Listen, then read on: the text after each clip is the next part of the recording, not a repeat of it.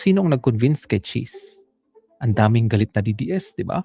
Dati talagang ano sila, protect Cheese Escudero dahil sa fourth win. Tapos ngayon galit-galitan sila.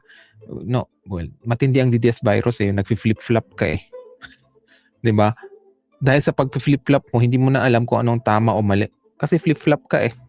Di ba? Parang second degree sa pagiging baliwag. So ito mga kaloys, dito kasi, ito yung pinaka parang ang dami talagang na-shock. Okay? At na-shock din siguro si Cayetano. Ito mga kaloys.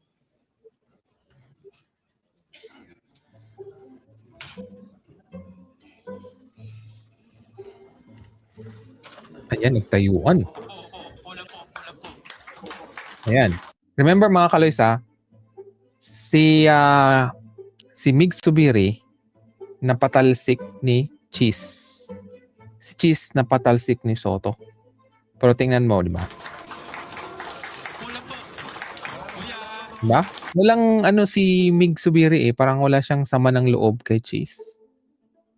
Right? Bakit napatalsik tong si Mig Subiri? Dahil nga doon sa hinayaan niya si Bato doon sa PDEA Leaks. Naalala yung mga kaloys? The next day, boom, tanggal si Mig Subiri. Right?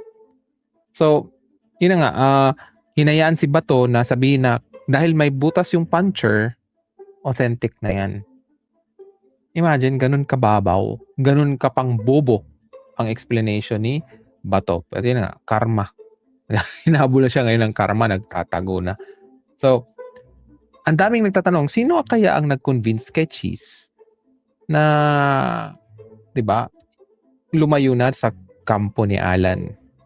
Well, mga kaloys, para sa akin kasi mga kaloys, the probability is very high na baka nga kinausap ni Liza. Right?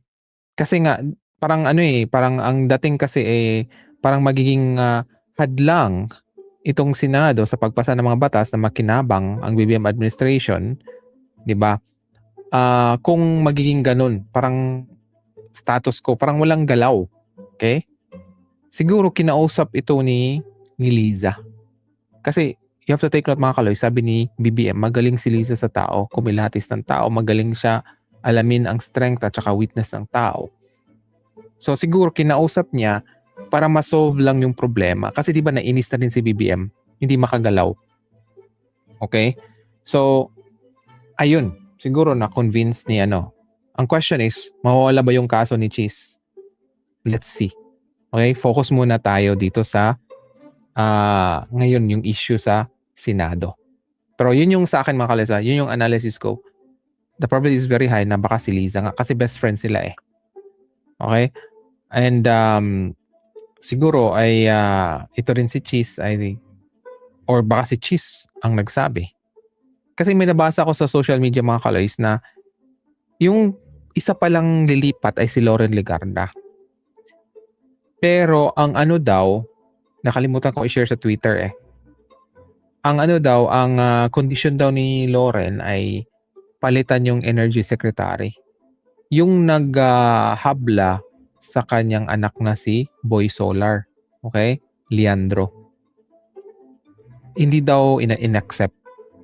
Kaya, di ba si Loren ngayon, bayani na ang tawag niya dito sa 18 ex-Marines. Siguro ang akala siguro niya na maupo si Sara, okay, isang Duterte at paldo-paldo naman sila kung mapatalsik si BBM dahil nga dito sa ex-Marines. Sa kasinungalingan ng ex-Marines. Do you think bobo lahat ng mga Pilipino? I don't think so. Okay?